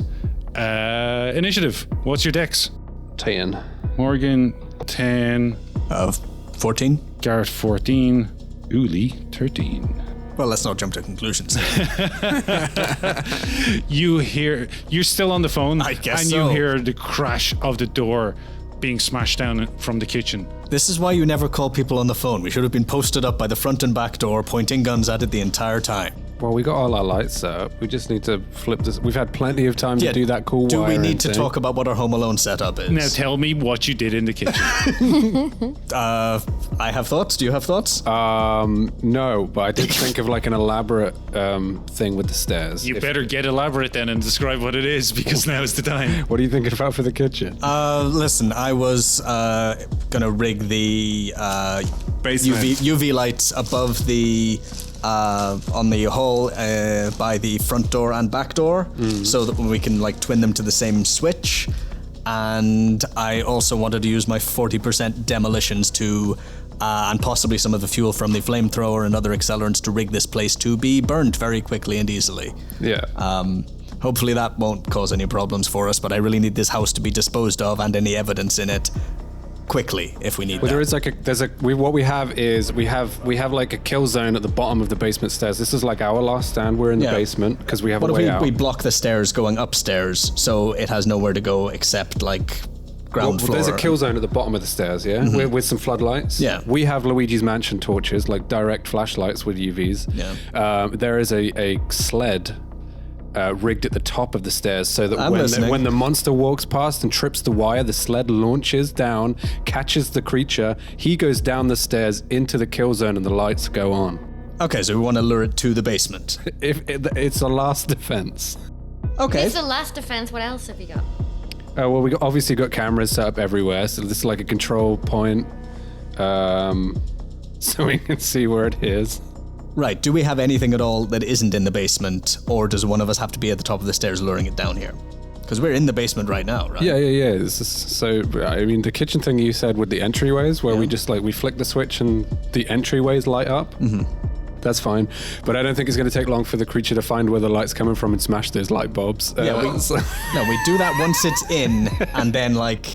Oh, and we have like a guillotine kind of set up with What? where all the entrances and the shutters come down, and now it thinks that we're trapped in the house with it, but it's trapped in the house with us. Yeah, I want the like front and back doors to be lit up in a way that will hurt it if it tries to leave, basically, so it and can't we- just nope out. And we put fucking tinfoil all over all the walls, which reflects all the light. But remember, if you turn on the light before it gets into your zone, it's just not going to come towards you. Yeah, exactly. Like, Yeah. This is the house. Hey there, listeners. Editor Jan here. So at this point, Fabio whipped out a board and drew us a quick map of the house, which we used for reference for the rest of the session. All right, front door. This is where the phone is. Mm-hmm. So you're here. This is the kitchen door. There's a back door to the yard. There's a small side room here. There's a stairs leading upstairs, and then there's like a small room with the stairs in it leading down to the basement. This is the door that you've just heard the sound come from. So given all that like stuff we just said, what is our procedure when we hear a bang? So I think actually luring it to the basement is a good idea. Because if we have some kind of trap like the Christmas sled thing, which is cool, that will hold it in place for long enough.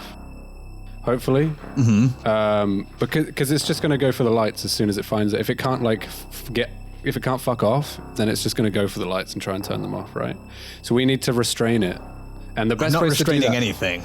well, not personally. Right. Hopefully, we've had like 3 days. Hopefully, we can set up some kind of trap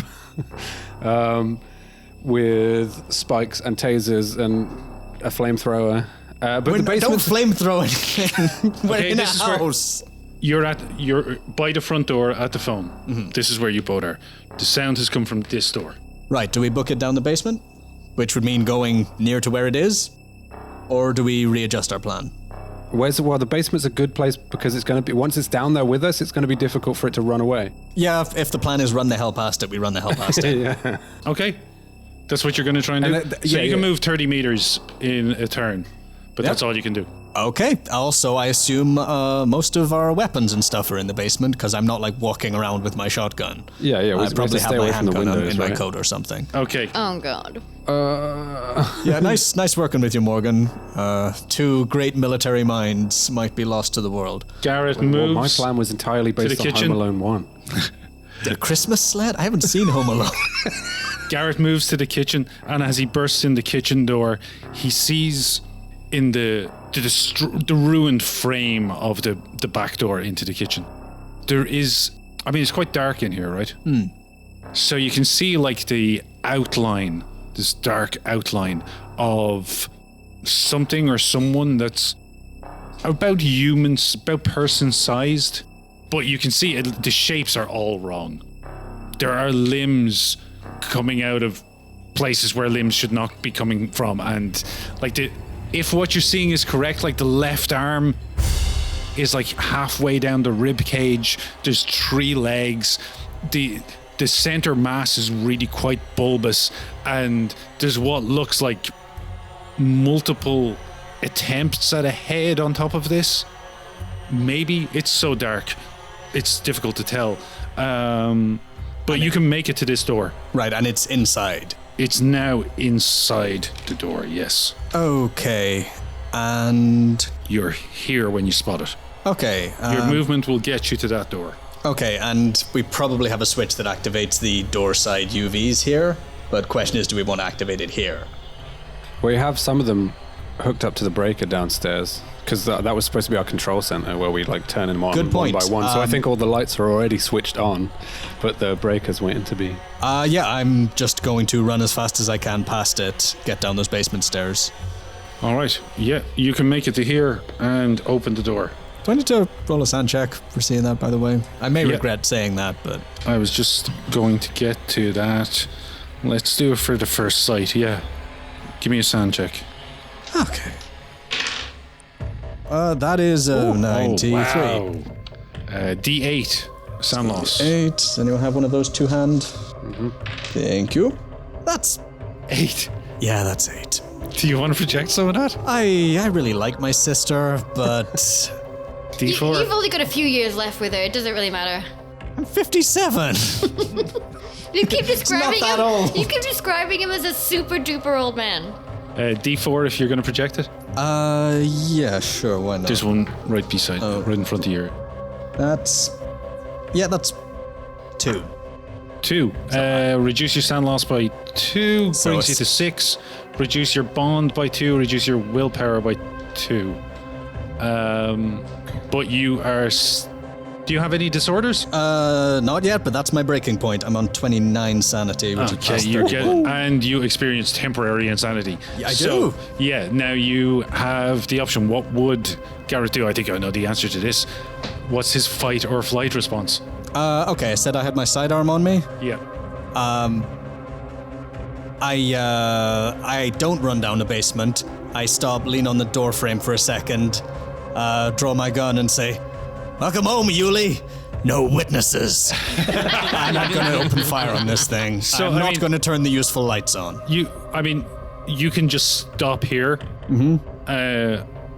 And this is where you put, like... that's where I'm imagining. As soon as you see him, like, you kind of break, now you draw down on him.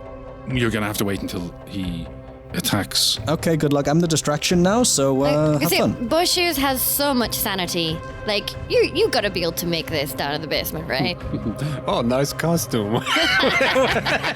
Also, I was really hoping not to have to use any firearms. I was thinking we were gonna like turn the lights on and then like beat it to death with shovels or something. We have Luigi's Mansion torches. I specified. Yeah, this. well, you filled your gunner.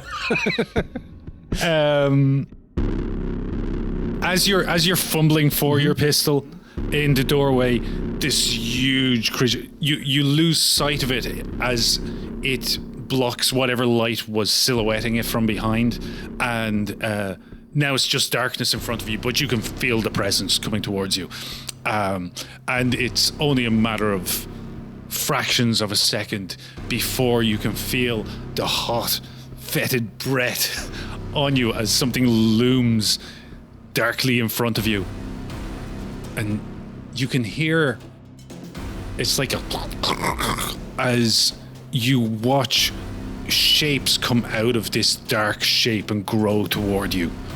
Morgan. I run toward the basement behind him, see him in the doorway, and with this thing looming over him. Do you not have your torch on you? Yeah, of course. It's not on, but I can turn it on. So Garrett's right in the doorway. The creature is right in front of him, and now Morgan is right behind him. Mm-hmm. And I pull my torch. Do you want me to roll sanity first? Or? Yeah. That's a pass. I rolled a 6. Motherfucker. No, this is good. That is lose 1 sand point. It's like, oh, is it Halloween already? it is pretty dark, to be honest. Who are you supposed to be? Okay. So I pull my torch. I shine it on as much as I can on the creature. Yeah. Past Garret, and I say, "Don't forget the plan, Garret. The torch. Use the torch." The plan is no witnesses, Morgan. You hold the It's torch seen over. too much. Hold the torch over Garrett's shoulder, and I'm not going to ask you to roll to hit. I think that's easy enough. Roll me a d6. 1. as soon as the light hits it, you can see that its skin starts to darken and steam come off it in the location where the lamp has hit. But like it took you a second to bring it to bear, and it's just starting to scald it now. Garret. Yeah. It's your turn. All right.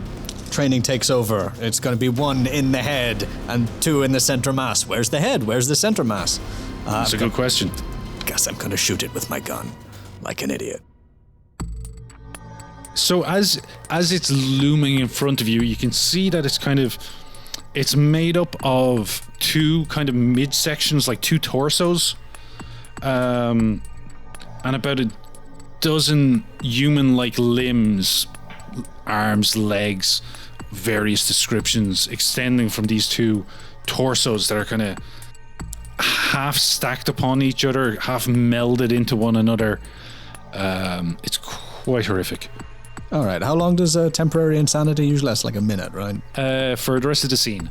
Oh, very good. So if he's attacking, then he's got to attack until it's dead, basically. Yeah.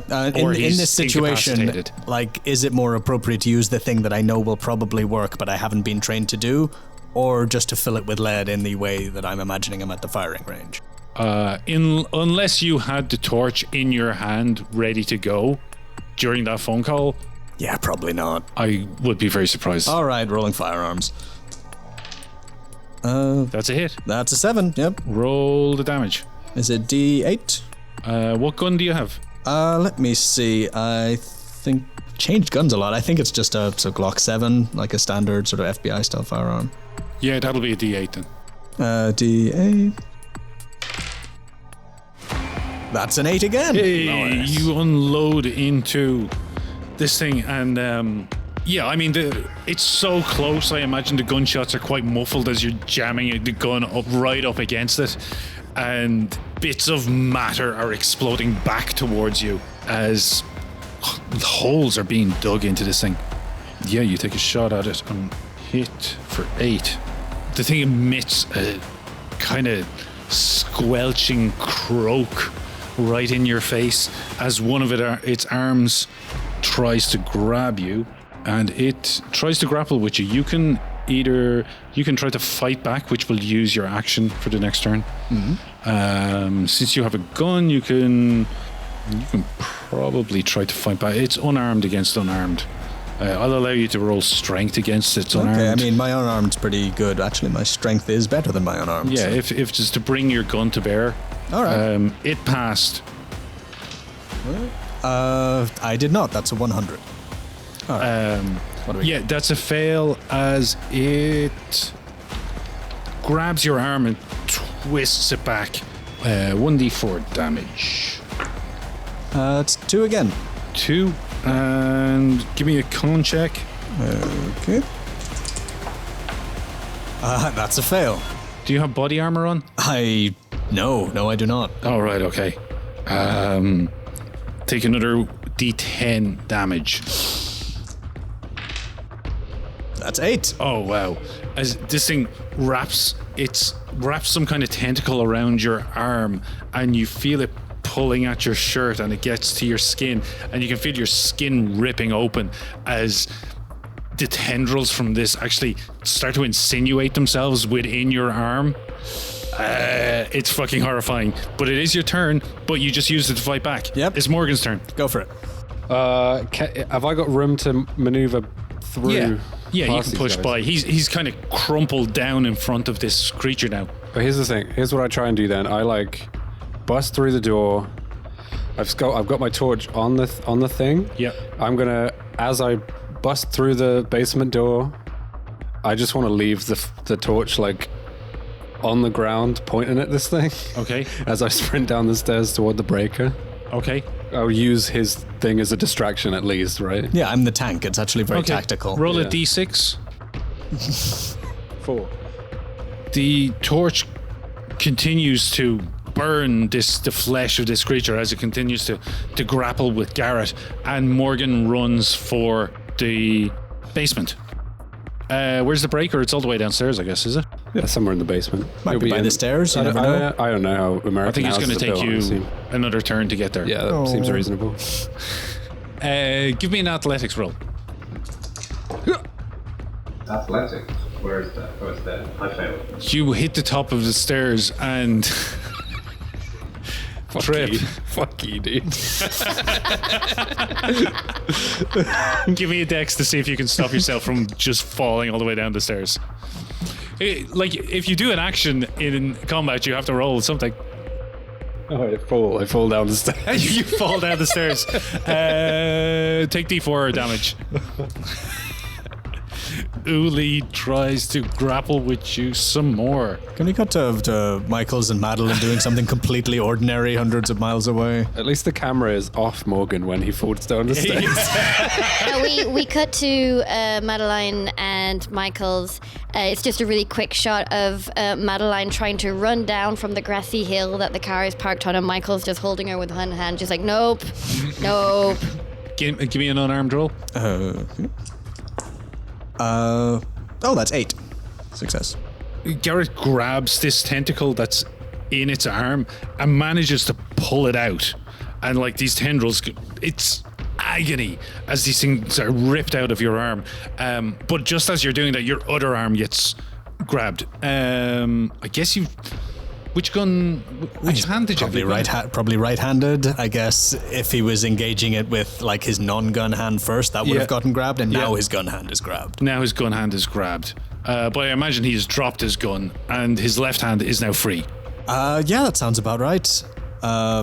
Morgan, if you hear anything from the bottom of the stairs, there's a voice shouting, "Stop resisting! Stop resisting!" Give me a... Take D4 damage. That's another 2. Got 4 hit points left, by the way. Have you passed 50% of your damage? I have. Okay. But never in a single roll, if that matters. But Right, okay, I get you. Yeah, fair enough. Morgan, you're at the bottom of the stairs. Crumpled. I meekly get up and I run to the breaker and flip the switch. Describe to me the lights that will hit it. So on the inside, like above the door, I think we probably set up a spotlight. Yeah. To dissuade it from running out the door again. I think there's also some like probably quite shitty solar powered lights on the lawn. You know, the kind of that just stab into the grass. But any lights outside, the neighbors are going to see, remember?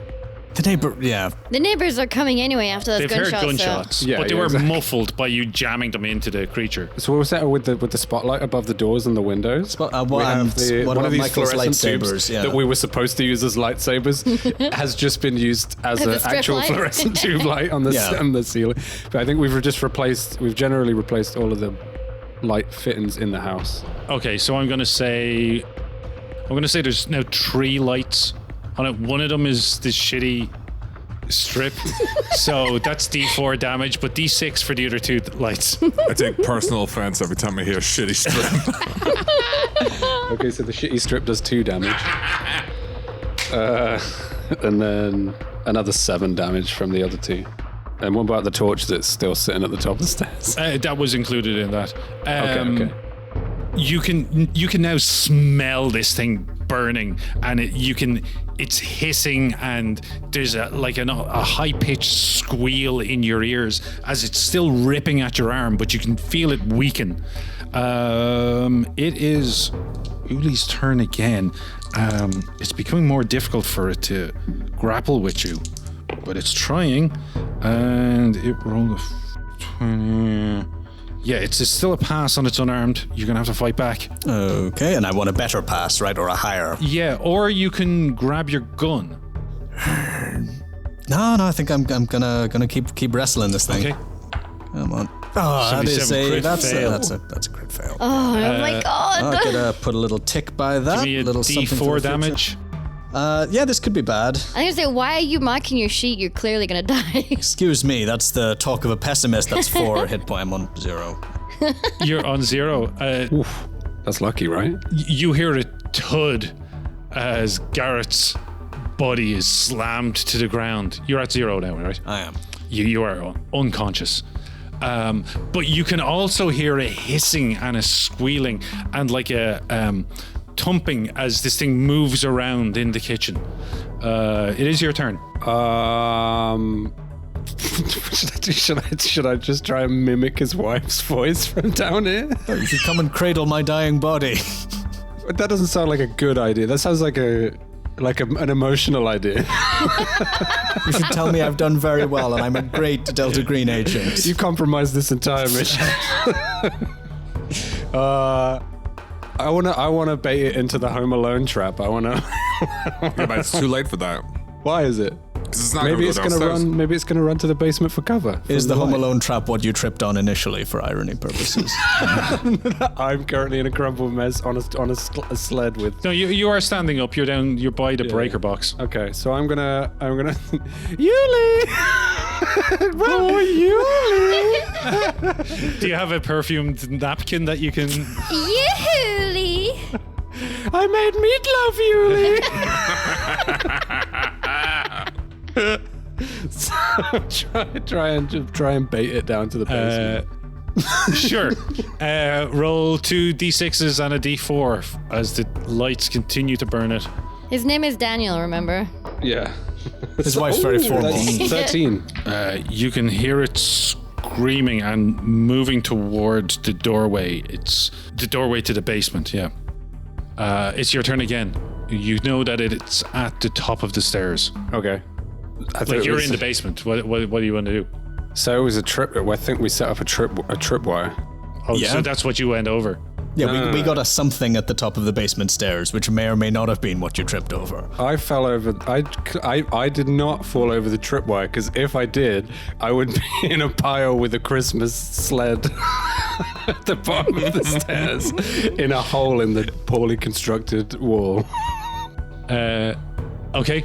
What do you do though? So we have, while I'm shouting and trying to bait this thing down, we have like an armory. I imagine we've set up like a proper armory. Oh yeah, that's where all our guns and stuff are. So one of the highest caliber gun I can find. That isn't the flamethrower. That's probably one of the shotgun. Yeah, we probably have like an Shotgun's auto probably shotgun. pretty. Yeah. Yeah. Yeah, I pick up I don't use the flamethrower. What are you going to say? It's tempting. I have put incendiary devices all around the house. Yeah, but like it made quick work of my new father figure upstairs. But there's still 2 more Ulis to go. Yeah, that's just a good way of arranging a Viking Maybe. funeral for both of us. Like, okay, so I have a shotgun, a big shotgun. Okay. But I make sure I like check in the chamber. I check that it's loaded, right. and I sit there and I wait for the trip mine to go off. Give me a d6 and a d4 damage now, as it's left one of the lights behind. 6. That's good. It means it's probably not consuming my biomass right now. That's good. That's good. Because you don't want to fuck with a what was the Yuli total? monster that 6. also has my military brain. Do we know it consumes intellect as No, well? I have no idea. We know You nothing. hear a creak as the Uli thing now is certainly in the stairwell. It stops screaming. It's out of the light, and you hear the steps creak as something very heavy shuffles down them, and then a shape emerges from the bottom of the stairwell. Just like it was like a covered stairs, so it comes through a door, and you see this. I mean, it's quite dark down in the basement, I guess. But you can see the silhouette of this shape. It's now quite hunched over and shorter than it appeared when you saw it, and it moves slowly into the room. Are you still calling out its name? Yeah. But my voice has changed back to me. That's, come on, Daniel, show your face, you son of a bitch. Yippee-ki-yay, motherfucker. At the mention of its name, its first name, Daniel, it stops for just a second, giving you time to take aim and level your gun, take aim, and fire. Okay. So it's a shotgun, firearms plus 20 for an aim. But is it if it's a called shot? No, it doesn't matter. So Yeah, I wouldn't know what part of this thing to call a shot. exactly. It's a 26. That's a pass. And it's 2d8 damage. 12 damage. The shotgun goes off in this confined area. Roll a con roll. I got good constitution. Let's pass. Almost deafening you, and you're blinded for a second when the flash of the gunshot. The last thing you see in the darkness, in this flash, is the blue-fleshed mishmash of limbs and organs that was, at some point, Daniel Uli, as it lurches towards you. And it makes eye contact with you for a fraction of a second, and you see something human behind it, and like a sadness before nothing. Its eye goes blank and it drops to the floor. I get any lights nearby and point them at the body. And You then point I the run lights up. on it. If you're pointing UV rays at it, it continues to dissolve. Yeah. So I imagine there's a light in the basement which has also got a UV bulb. All in it right, anyway. cool. Yeah, it's hissing and burning, but it's no longer moving. Okay, so I had a toothpick in my mouth. I flick it out. Wow, no, fuck it. I was probably smoking. It's Lucas Boschier's. Yeah. I put it out on the stand, flick it, and then I walk over its body and go up to see. And we'll find out what happens next week. Yay! Nice. We encountered an Uli thing. Yeah, do you have a first aid or anything like that? Do I? No. Okay, cool. Silly do. question, really.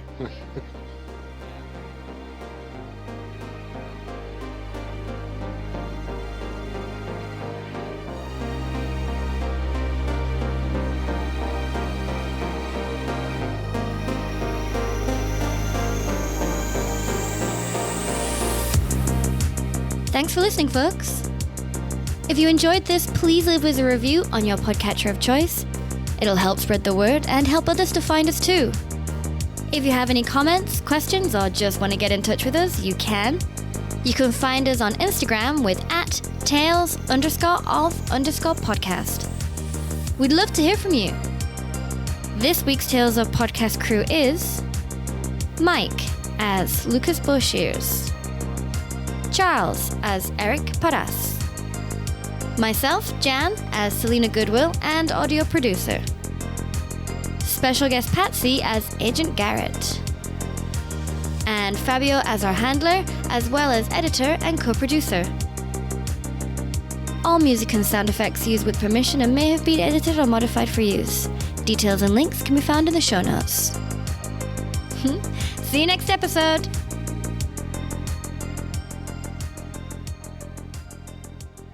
Ranger Henson, you're okay to meet up with my friendlies?